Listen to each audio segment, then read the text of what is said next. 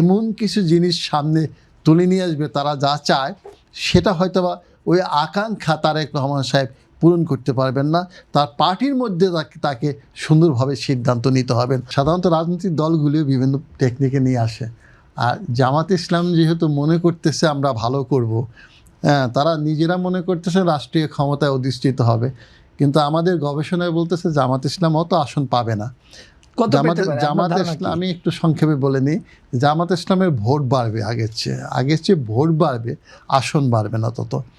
জামাত ইসলাম যদি দেখেন প্রথম 91 সালে নির্বাচনে তাদের ফলাফল ভালো ছিল না, এককভাবে যখন করলো। 2001 সালে আমরা দেখব বিএনপির সাথে মিলে যখন নির্বাচন করলো তখন 18টি আসন খুব সম্ভবত পেয়েছিল।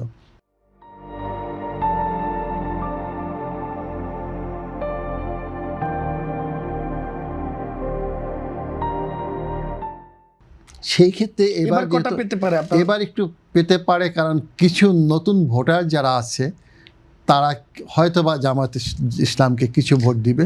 সেই ক্ষেত্রে আমার মনে হয় জামাত ইসলাম কখনো 50টি আসনের উপরে যাবে না আমার মনে হয়। আমরা সাধারণত 35 থেকে 40টা ধরে থাকি।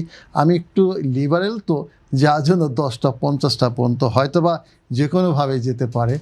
আর এখন প্রশ্ন হচ্ছে বাংলাদেশের রাজনীতি তো এখানে ইন্টারনাল অ্যাক্টরস এবং এক্সটার্নাল অ্যাক্টরসের কিছু ভূমিকা আছে। আমি যেহেতু আপনি প্রশ্নটাই বললেন, সেই প্রশ্নটা দেখেন আপনি আমাদের মতো দেশগুলিতে থাকেও, অতীত বাংলাদেশ এটা হয়েছে। একটু আমি প্রতিবেশী একটা রাষ্ট্র পাকিস্তানকে দিয়ে বিশ্লেষণ করি। পাকিস্তানে ইমরান খানের সময় দেখবেন যে ইলেকশনটা হলো, ইমরান খানের পার্টি কিন্তু ব্যাপক আসন পেয়েছিল, সেটা এলোমেলো করে বিদেশি শক্তি এবং পাকিস্তানি সামরিক বাহিনী কী করলো, মুসলিম লীগকে ক্ষমতায় নিয়ে আসলো। এখন প্রশ্ন হচ্ছে এই ইলেকশনটা শেখ হাসিনা ওয়াজিদের মতো ওই ধরনের হবে না। এখন নতুন কোনো মেকানিজম সৃষ্টি করে যদি পশ্চিমারা কিছু করে থাকে, জামাত ইসলাম যদি ওই দিকে কোনো সম্পর্ক রেখে থাকে, সেটি ভিন্ন হবে। কিন্তু আমার রাজনৈতিক দৃষ্টিভঙ্গিতে আমি বলতেছি যে মার্কিন যুক্তরাষ্ট্র সহ পশ্চিমারা বাংলাদেশ নিয়ে এমন খেলা খেলতে আসবেন না, কারণ বাঙালিরা তারা কেমন খেলা খেলতে পারেন, খেলতে পারে। তারা তো 111 সময় খেলেছে, 8 সালে নির্বাচন খেলেছে, এখন তারা অন্যভাবে খেলবে।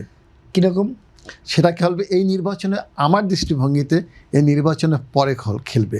নির্বাচনে বিএনপি ক্ষমতা আসবে আমাদের গবেষণা, আমার দৃষ্টিভঙ্গিতে, এবং পরবর্তী সময়টা তারেক রহমান সাহেবের জন্য অত্যন্ত চ্যালেঞ্জিং হবে।